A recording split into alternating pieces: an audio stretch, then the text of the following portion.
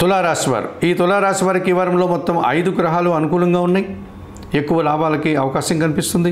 లాభంలో కేతువు సంచరిస్తున్నాడు కనుక నిరాడంబరంగానే వృత్తి ఉద్యోగ వ్యాపారాల్లో అభివృద్ధిని ఆదాయాన్ని అందుకుంటారు.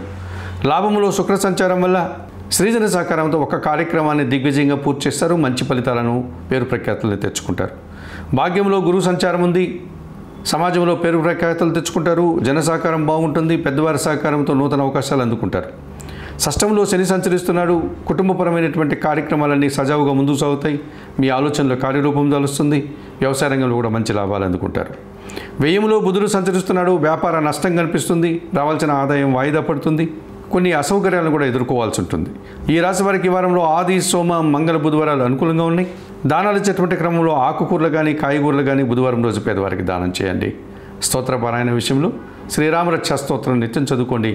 ఆలయ సందర్శన కార్యక్రమంలో భాగంగా సీతారామచంద్రమూర్తి ఆలయానికి వెళ్ళి స్వామివారిని అమ్మవారిని దర్శించి నమస్కరించుకోవడం వల్ల మరింతగా మంచి ఫలితాలను పొందగలుగుతారు.